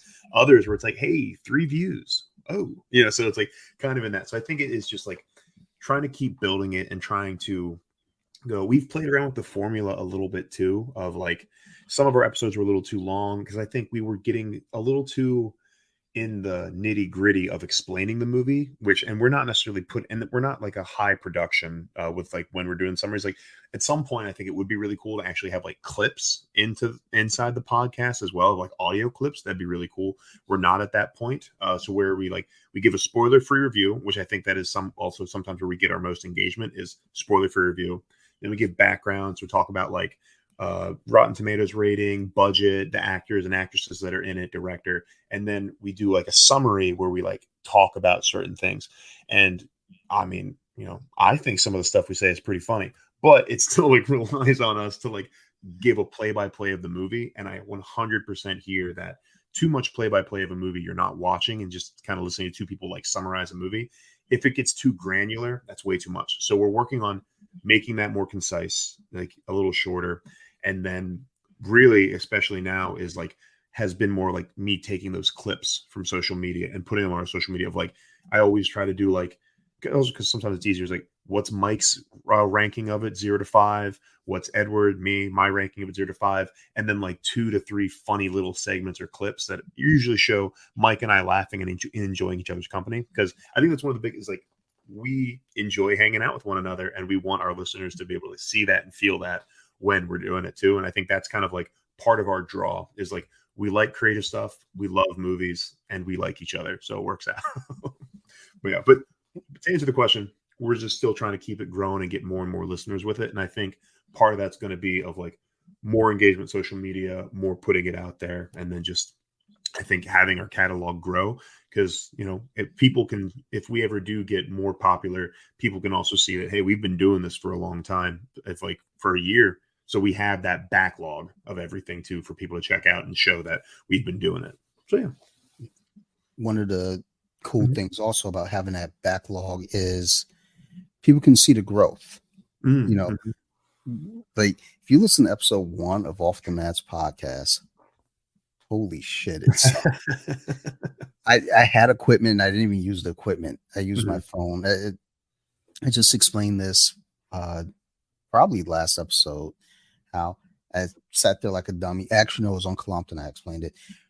We used my phone, Mark and I used my phone, and the phone, as I'm like using it, there's an instruction on my phone to say, hey, there's a microphone at the top of your phone as well. Common sense would tell me that there wasn't, because there's no microphone spot at all. So I had that part pointing towards Mark while I'm using the actual microphone, so you can't hear him at all. Like, and it just sounds like me talking to someone that's whispering in the background. And I think the second episode, I put the equipment together. It still didn't sound good. I don't think it really sounds fucking great now, but it sounds way better than those first 15 episodes where it was like there's some episodes where it's like the sound would just cut out. It's like, oh shit. Like, is there anyone talking? Like, he's talking to himself again. But having that back catalog for people to hear, to see the growth, to see how the show has, added new elements to it, over time. And I always find that fascinating whenever I find, a new podcast. I like to go back to listen to things in the beginning. Like, where did you come from and where you're at now? And just, it gives you a good feel of who the hosts are as well. Like, are they hard workers? Are they trying to make this a better product? Or are they just like, look, I'm just doing some shit and you'll get what you're going to get? Because sometimes I am that way with Columpton. Yeah. I think there was an episode, the microphones weren't even turned on. So it was recording off my computer speakers and we didn't know that. And after, I was like, oh, well, this is what you're going to get. And we'll fix it next time. My bad. But I think with Columpton, people expect that kind of to this point. They're like, look, we don't know what we're getting with those guys. Like half the time they're drunk. Sometimes Dante's on drugs. Like we don't know what that guy's gonna do. Like, so, but this podcast is a lot more put together. There you go. I was just trying to make sure people understand. Hey, we don't do that on Off the Mats or So You Like Horror. Those podcasts, we actually do shit legit. Columpton, though, not so much. Not so much. part of the charm of it. I mean, honestly, I haven't listened to an episode of that yet, but I bet it's part of the charm. It's like it's wild card. Who knows what's going to happen? All right, keep guessing. I I have show notes, and sometimes I just don't. Last week I didn't have show notes, and I just said, "It's Steve, my co-host, and his brother showed up," and I was like, "Hey," so I didn't write anything on the board. So That's weird. Let's freestyle, and we just talked. I don't know what I didn't even write show notes. Like when I promoted the episode, I just wrote the synopsis. Dante and Steve are good friends from so long ago, and normally I'll say this week on the episode we talked about Dante listening to Taylor Swift, and now he's a Swiftie, which I am going to go to her Eras concert in theater. I decided I'm going to do this because I posted a little video, and there's these. I don't know what the fuck was going on, but they're doing this little bring around the Rosie dance and listen to her music. Like, dude, I'm gonna go there and start a mosh pit. Do it. Oh my god, that would be amazing. But only if they're serving alcohol at these events. If they're not serving alcohol at these events, I'm probably not gonna go because I'm not going in there sober, because they will treat me like the Wicker Man. They will Wicker Man my ass, and I will get torched, and my wife will be like, so the bees did you learn your you're killing me, won't bring back your goddamn bees. And the only thing my wife would just say is like, I told you not to go. Yeah. I told you. Dumb bastard. But yeah, as far as the podcast goes though, I mean, it sounds like you have a good head, about things. There isn't like this idea of like, it has to be this and it has to be this right now. It's more like, look, we're just going to gradually go along and, get where we get to. So I always feel like that's the best way to approach the things. I guess it's different for everyone though, because there's another podcast. I won't mention who they are. I don't have any ill will towards them. I just don't like the way sometimes that they carry themselves. But they put a lot of money into their production, which is good. It sounds great. Their podcast sounds wonderful, and they made it seem like you have to do this for your podcast to thrive. And it's like, no, you don't have to. Everyone's different, and I feel like for your show, especially like with doing this with your best friend, that's one of the things I think is key too, is people see that connection, and it makes it more enjoyable. As you listen, you can hear that chemistry, and it makes you feel like you're part of it. Because that's one thing I've always wanted to try to do with my podcast, is I want the audience, anyone that's listening, I want them to feel like they're part of this as well. Yeah. Whether it's this, Colompton, So You Like Horror, anything that I'm a guest on, I try to make sure that, it's engaging. So that way the listener can feel like, what? I feel like I'm a part of that conversation. And I think, you all do that as well, pretty well, just with your chemistry. So, yeah. Thank you. Yeah, thank you. I appreciate that. Yeah. Slow and steady, right? Tortoise in the hair. That's, got to keep moving. Sir. Last question about the podcast, because I see, you have the clips that you put up on Instagram. You say, people, check it out on YouTube as well. Do you do full video for the YouTube, or is it just all audio, and then audio to YouTube as well? Oh no, it's a full video on YouTube as well. Though I will say it's not necessarily the most engaging backdrop because it's Mike and I sitting across from sitting next to each other a lot and like kind of talking back and forth. We'll normally have like the movie kind of poster on like the TV, kind of like there in between us. And then, it's a lot of us kind of talking back and forth from there. So I think at one point or at some point, it would be cool to have like a more engaging studio that we're sitting in for like, for people with the eyes. When they're looking at us. But for YouTube, we do Here You Go, Here's Us. But then the podcast, Spotify, Apple. I think the third that I always forget where people listen to podcasts. There's another one. Spotify, Apple. What the fuck do I listen? I listen on Spotify. Yeah. What's the goddamn thing that I listen to my stuff on that's not podcast? Amazon Music does it. Who else? Audible also picks them up. Pandora picks it up. There's a butt ton of them though. Yeah. So, because I think if you attach to Apple Podcasts, it branches out to like 8 others Oh, okay. that you're Yeah. not even aware of. And you know, you might stumble upon it one day on accident and say, like, oh shit, my Yeah. podcast is here. Yeah. It's Apple does that. It's all Apple. Yeah. There you go. I mean, Apple, they're part of the people that own most of the world. So, it makes sense. Yeah. It's the Apple effect, you know. It's like, oh my God, there's a new iPhone out. I gotta get it. No, you just got the other new iPhone. Yeah, but they got a new iPhone. Fucking Yeah, relax. I will say mine's the XR, so that means it's like 5 years old, and it drops calls. It does a lot of mess. Like Apple's like, sir, you need to buy a new one because we're gonna just steadily make it so this one doesn't work anymore. I don't what do I have? A Galaxy, and I'm pretty sure it keeps shutting off on me because I'm supposed to get a new one. Yeah. And I'm like, no, I don't think I'm in. And what makes you think I'm gonna get another Galaxy? Maybe I'm gonna get a Pixel now. I don't know. Yeah. They do some cool stuff. So out of my face. Yeah. So I have a bunch of Apple products, so it makes sense Mm, I get an iPhone. But I'm just like, yeah. you know what? I don't know why I didn't get an iPhone. My wife has an iPhone. I have a Mac. I have an iPad, Apple TV, all this Apple bullshit. Yeah. And it's like, yeah, but you don't have an iPhone. I I didn't want to go overboard.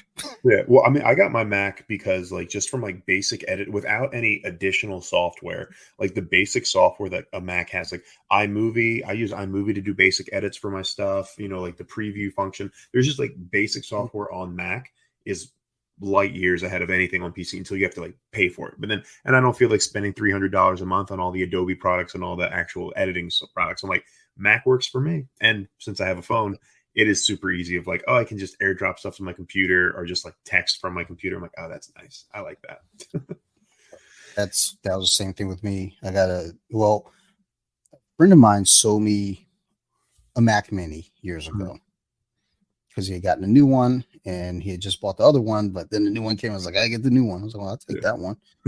So then I was like, well, looks like this is where we are. So I got my wife a MacBook that Christmas. I was like, that's pretty fucking cool too.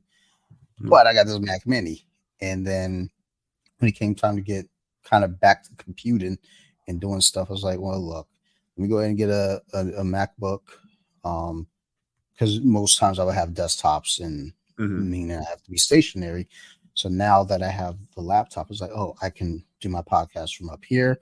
I can Yeah. podcast from the car. I can go in the basement, wherever. But um, and all the programs that it comes with, even though I don't use GarageBand for my podcast editing, Mhm. I use Audacity. Okay. Because every time I mess with GarageBand, it gets weird to me, and I'm like, okay, we're out. But iMovie was like, oh, this is easy. Yeah, exactly. GarageBand, like Mhm. I don't get it. But either way, Yeah. um, so um, Ed, we've been going here for up close to 2 hours here, my friend. What So up?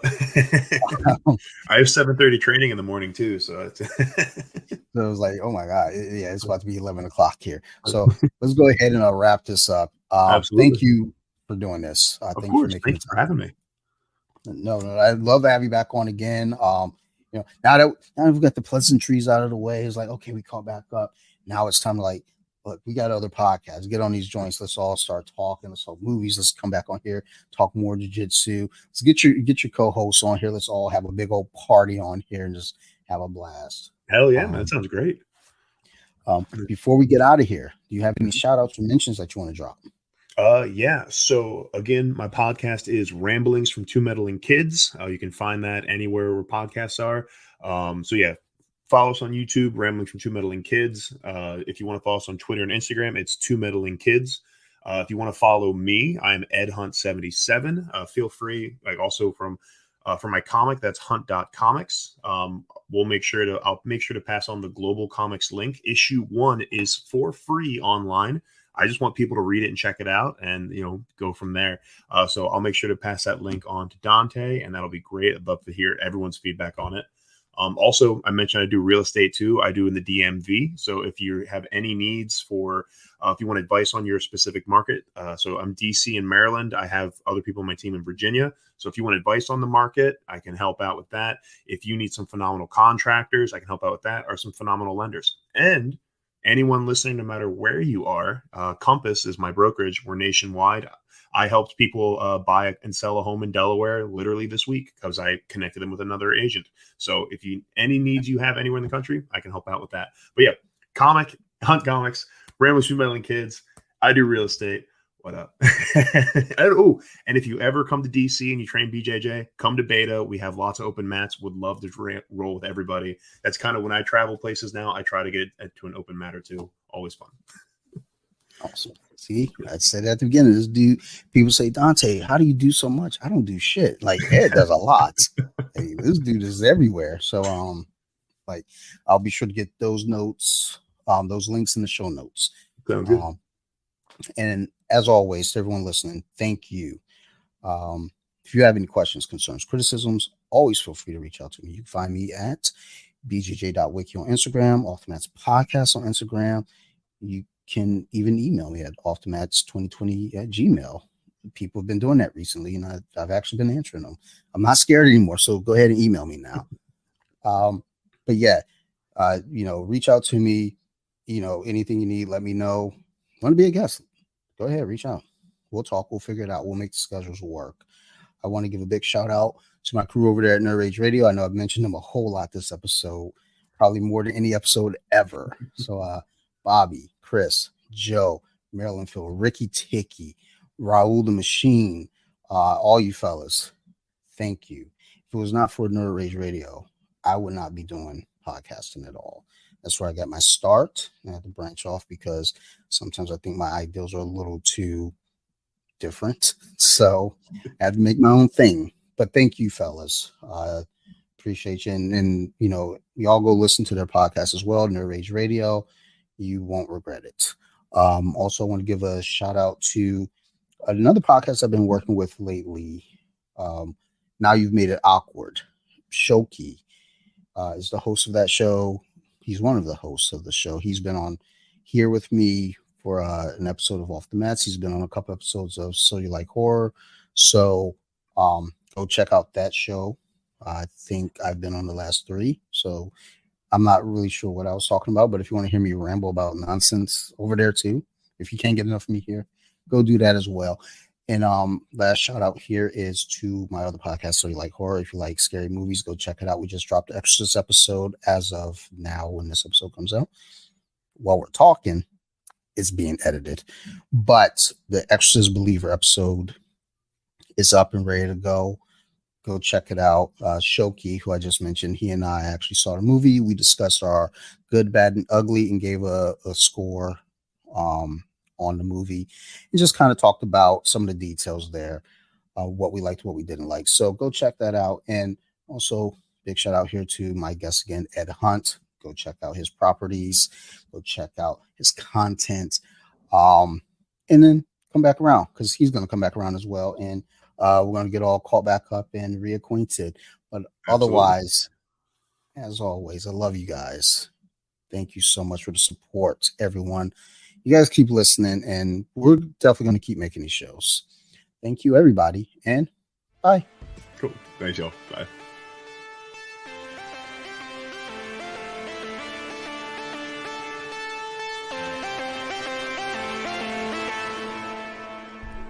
They were with it. Now let me sing a song.